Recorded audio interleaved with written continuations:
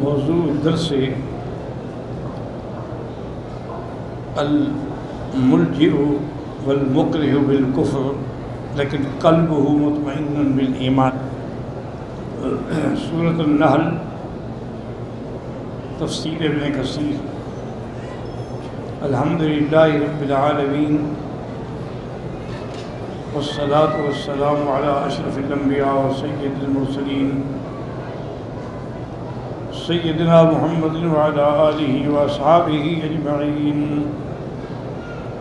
اللہم صل علی سیدنا محمد وعلی آل سیدنا محمد کما صلیت علی ابراہیم وعلی آل ابراہیم فی العالمین انک حمید مجید۔ اعوذ باللہ من الشیطان الرجیم، بسم اللہ الرحمن الرحیم۔ ان الذین لا یؤمنون بآیات اللہ لا یہدیہم اللہ ولہم عذاب علیم۔ انما یفتری الکذب الذین لا یؤمنون بآیات اللہ وَأُولَئِكَ هُمُ الْكَاذِبُونَ۔ من كفر بالله من بعد إيمانه إلا من أكره وقلبه مطمئن بالإيمان ولكن من شرح بالكفر صدرا فعليهم غضب من الله ولهم عذاب عظيم۔ ذلك بأنهم استحبوا الحياة الدنيا على الآخرة وأن الله لا يهدي القوم الكافرين۔ أولئك الذين طبع الله على قلوبهم وسمعهم وأبصارهم وأولئك هم الغافلون۔ لا جرم أنهم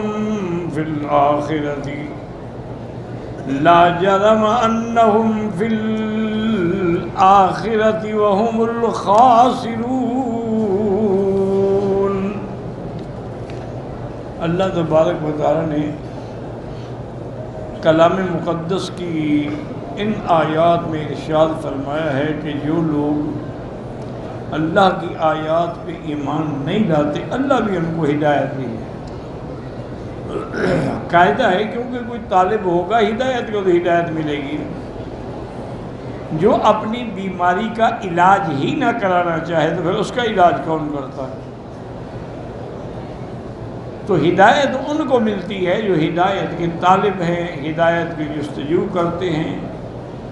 والذین جاہدوا فینا، جن نے ہمارے راستے میں کوشش، لنہدینہم سبلنا، پھر ہم ان کو ہدایت دیتے ہیں۔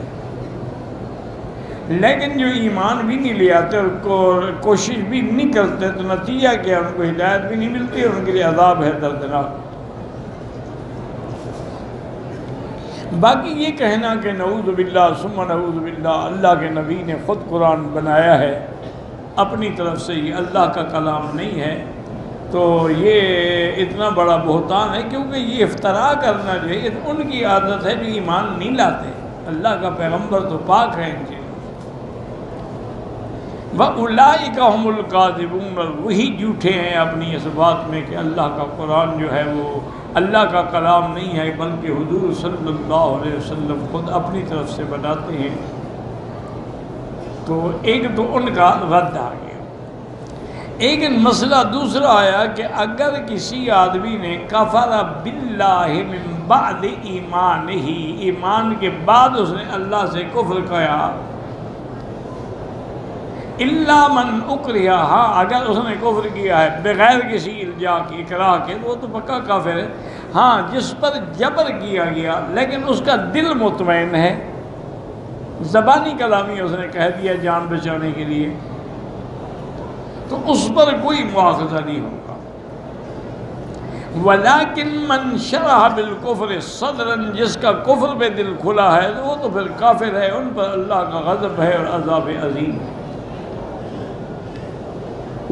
وجہ یہ ہے کہ ان لوگوں نے استحب الحیات الدنیا علی الآخرہ، انہوں نے دنیا کی زندگی کو آخرت پہ ترجیح دی، دنیا کے حصول کے لیے یہ سب کچھ بھول گئے۔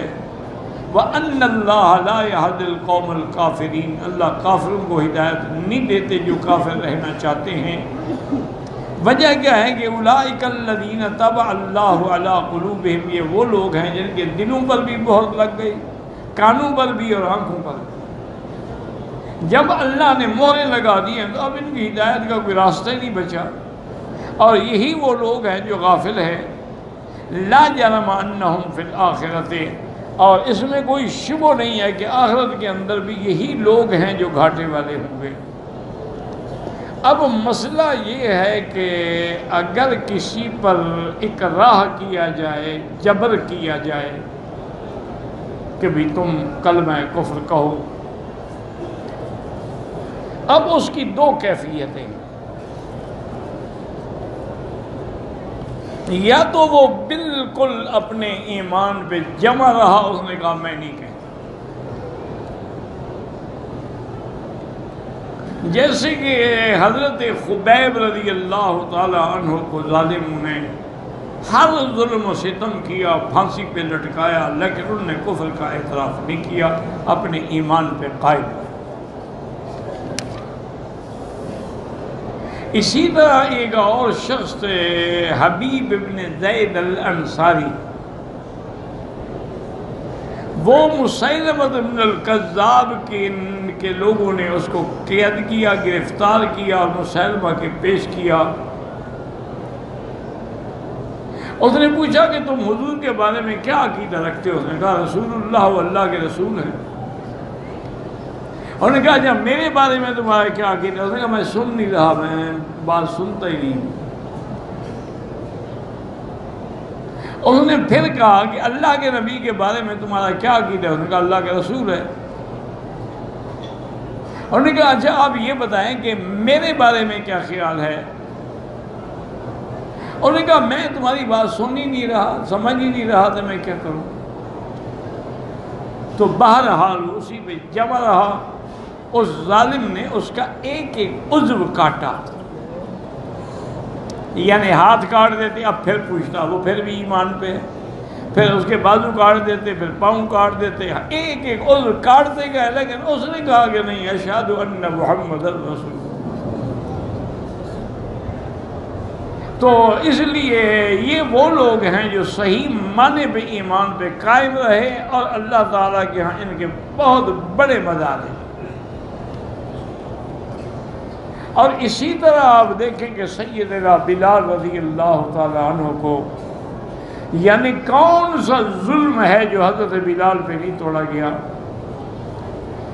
اس کو لوہے کی زریں پہنا کے، زنجیریں ڈال کے، تپتی ہوئی ریت پہ اور تپتے ہوئے پتھروں پہ لٹایا جاتا، اور بڑے بڑے کھجوروں کے کانٹے لگا کے اس کو چبھوئے جاتے۔ اور امیہ کہتا کہ ہاں بلال اب کیا کہتے ہیں؟ انہوں نے کہا احد احد احد۔ ظلم کی حد ہو گئی، حتیٰ کہ ایک دن ان کی والدہ آئیں، انہوں نے مجبور کیا کہ تم جا کے بیٹے کو سمجھاؤ، ایسے تو مر جائے گا، ہم تو نہیں چھوڑیں گے اس کو۔ ہاں اگر یہ اللہ کی توحید چھوڑ دے اور حضور پر ایمان چھوڑ دے پھر ہم چھوڑ دیں گے۔ تو والدہ اس کے پاس آئی، اس کے ساتھ بیٹھی، وہ بیچارہ ظلم و ستم کی چکی میں پس رہا تھا، آہستہ آہستہ اس کے سر پہ ہاتھ پھیرتی رہی۔ اس نے آنکھیں کھولی، دیکھا کہ ماں بیٹھی ہے،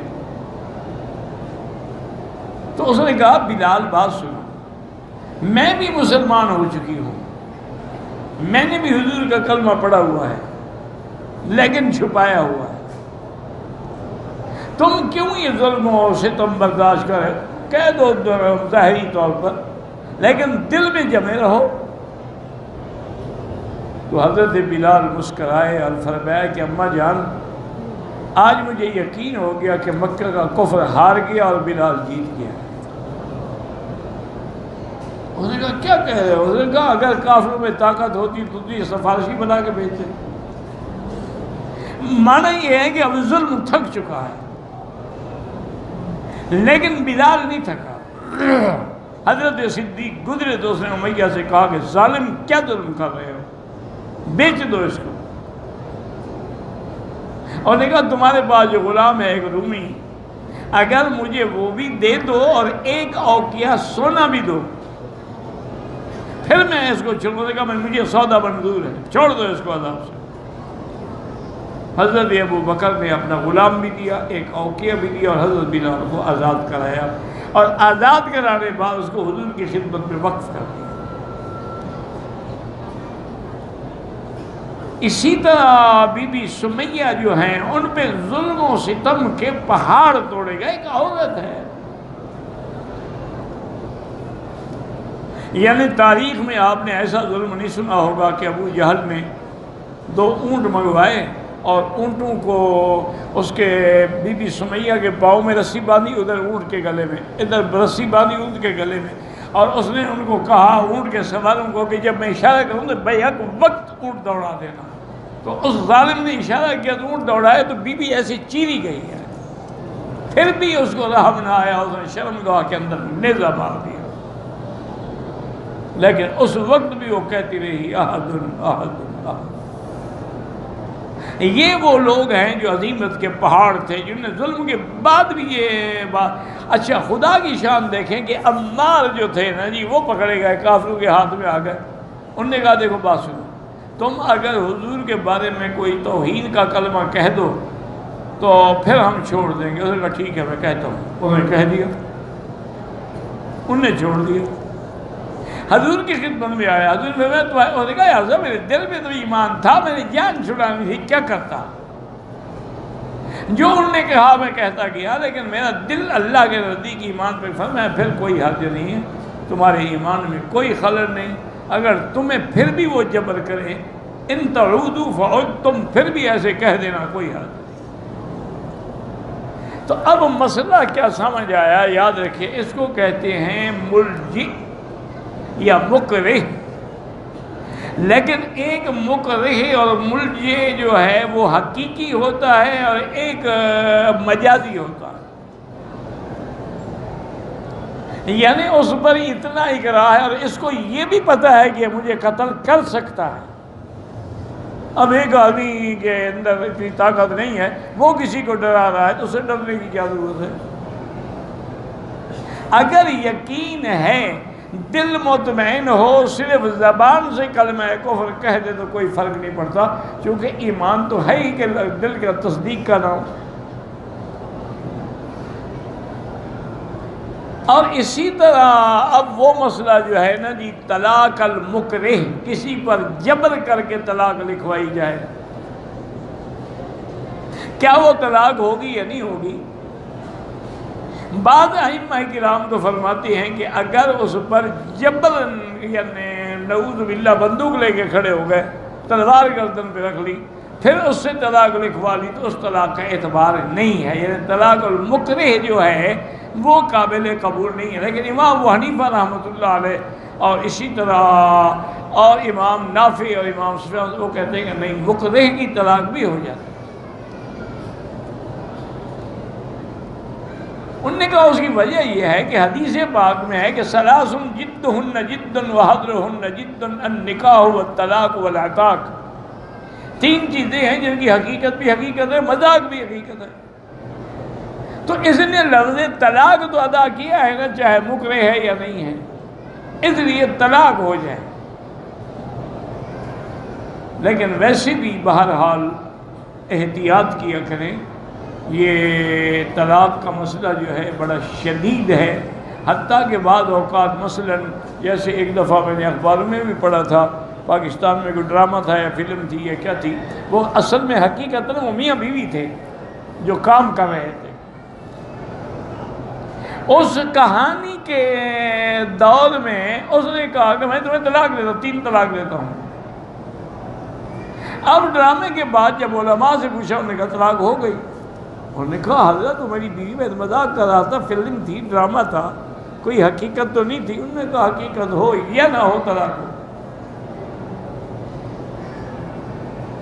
خیر بعض لوگوں نے شاید اس سے کہا کہ نہیں ہوئی، لیکن حقیقت یہی ہے کہ طلاق ہو گئی، کیونکہ جب حضور نے فرما دیا کہ جس کی مذاق بھی حقیقت ہے، چلو وہ مذاق بنا رہا تھا پھر بھی تو ہو گئی. تو اس لیے ہمیشہ ایسی چیزیں جو حلال اور حرام کا مسئلہ ہو اس میں آدمی کو بڑی احتیاط کرنی چاہیے. دیکھو نا جی طلاق ہو گئی، پھر وہ ملتے رہے، وہ تو زنا کر رہے ہیں، آگے جو اولاد پیدا ہوگی ولد الزنا ہے، تو ایسی بے وقوفی کا کیا فائدہ. اور اگر کبھی نعوذ باللہ ثم نعوذ باللہ، پہلے تو اللہ ہر مسلمان کو بچائے طلاق سے، چونکہ طلاق جو ہے ابغض الحلال عند اللہ الطلاق، اللہ کو سب سے مبغوض چیز جو ہے وہ طلاق ہے، کہ ہے تو حلال لیکن اللہ کو ناپسند ہے. تو اس لیے اگر خدا نہ کرے ایسی حالت ایک طلاق دینی چاہیے. اس کو کہتے ہیں طلاق رجعی. اگر اور بھی زیادہ قہر ٹوٹے تو پھر 2 طلاق کہتے، 3 نہ دے کبھی، کیونکہ 3 دے دے گا تو مغلظہ ہو جائے گی، پھر وہ ہمیشہ کے لیے حرام ہو جائے گی. اور ایک اور بھی زیادتی ہے جو عورتیں بھی کرتی ہیں اور اس کے ماں باپ بھی کرتے ہیں، کہ اگر خامد نے طلاق دی، چاہے ایک طلاق بھی دی ہے، اور چاہیے ہم اپنی بیٹی کو لے جائیے، ظلم ہے، وہ خامد کے گھر میں رہے گی. فَلَا تُخْرِجُوهُنَّ مِن بُيُوتِهِنَّ، ان کو مت نکالو اس گھر سے. ابھی اس کا گھر ہے، اس کی رجوع کی مدت باقی ہے. اور پھر اگر رہے گی تو ہو سکتا ہے صلح کا بھی کوئی حل ہو جائے، لیکن آدمی دور چلا گیا تو آنکھ ہو جل پہاڑ ہو جل، پھر تو آدمی کا خیال ہی نہیں آتا نا. تو اس لیے ہمیشہ یار یہ بھی غلطی ہے کہ اگر کسی عورت کو طلاق ہو تو فوراً غصے میں آ کے گھر چھوڑ کے چلی جائے، بالکل ناجائز ہے. یہ اعتداء ہے اور یہ اللہ کے احکام کی خلاف ورزی. لیکن بہرحال اکثر ائمہ یہی فرماتے ہیں کہ طلاق المکرہ جو ہے وہ طلاق ہو جاتی ہے. اسی لیکن کفر اور اس کا فرق ہے، یاد رکھیں. کفر میں تو یہ ہے نا کہ زبانی کفر ہے لیکن دل میں تصدیق ہے، اور طلاق کے اندر چاہے اس کے دل میں کچھ ہو لیکن جب لفظ ادا ہو گئے طلاق. اس لیے اللہ تبارک و تعالی ہر مسلمان کو ایسے جھگڑوں سے، ایسے فتنوں سے محفوظ فرمائیں. بہت سارے لوگ ایسے ہیں جیسے اصحاب الاخدود کا واقعہ ہے کہ ان ظالموں نے خندق بنا لی اور اس میں آگ جلا دی، اور بادشاہ نے کہا یا دین چھوڑ کے میرا دین اختیار کرو ورنہ میں آگ میں ڈالوں گا. انہوں نے کہا ہمیں آگ میں جل جانا منظور ہے، تیرا دین منظور نہیں. اچھا خدا کی قدرت دیکھو، ایک عورت کا دودھ پینے والا بچہ تھا، اس نے اٹھایا ہوا تھا، اس کو بھی اس نے کہا کہ اس کو ڈالو آگ میں. اب وہ ہچکچا رہی تھی کہ میں تو گئی، بچہ بھی گیا. اب ذرا گھبرا رہی تھی تو بچہ بول پڑا اماں چلو آگ میں، یہی تو جنت ہے. بالکل نہ گھبراؤ، صرف آگ میں جانے کی دیر ہے، اس کے بعد ہم جنت میں پہنچ جائیں گے. جب بچہ بولا تو وہ بہادر ہو گئی، اس نے بھی چھلانگ لگا دی. تو اصحاب الاخدود جو تھے وہ بھی اپنے ایمان پہ قائم و دائم رہے. اچھا اسی طرح یاد رکھیں کہ بعض لوگ جو ہیں وہ کفر پہ اتنے پکے ہوتے ہیں کہ ان کو جتنا عذاب دو کفر نہیں چھوڑتے. جیسے کہ حضرت علی رضی اللہ تعالیٰ عنہ کے زمانے میں کچھ لوگ تھے جن کے بارے میں حضرت علی کو پتہ لگا کہ یہ آپ کو خدا کہتے ہیں. آج بھی یہ موجود ہے. اس کو کہتے ہیں نویسری، شیعہ کی ایک قسم ہے، جیسے زیدی، اثنا عشری، شش امامی، اسماعیلی، آغا خانی، یہ بھی ایک قسم ہے. ان کا عقیدہ یہی ہے کہ حضرت علی جو ہے یہ خدا ہے، صرف بندے کے روپ میں ہیں لیکن ہیں مولا علی. حضرت علی نے ان کو بلایا، فرمایا بھی میرے بارے میں کیا عقیدہ ہے؟ انہوں نے کہا جی آپ مولا ہیں، مشکل کشا، حاجت روا، آپ ہمارے خدا ہیں. نے کہا شرم کرو، میں اللہ کا بندہ ہوں، انسان ہوں، میری بیوی ہے، بچے ہیں، خدا کے بھی بچے ہوتے ہیں۔ بہرحال حکم دیا کہ ان کو جیل میں ڈال دو، قید میں ڈالا گیا۔ کچھ دنوں کے بعد لے آؤ، شاید دماغ ٹھیک ہو گیا ہو، توبہ کر لیں۔ واپس بلائے مجھے، ہاں بھائی اب کیا عقیدہ ہے؟ انہوں نے کہا جی وہی عقیدہ ہے، بالکل آپ بالکل خدا ہیں۔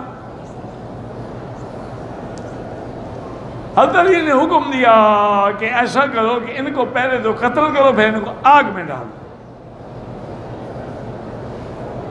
جل جائیں۔ جب جلنے لگے پھر بلایا، کہا بھائی ہاں اب کیا عقیدہ؟ نے کہا اب ڈر گئے ہوں۔ نے کہا اب کیا عقیدہ؟ نے کہا جی آج تو پکا یقین ہو گیا، چونکہ آگ کا عذاب تو خدا دیتا ہے نا، آپ نے جب ہمارے لیے آگ تجویز کی ہے تو آپ خدا ہوئے نا۔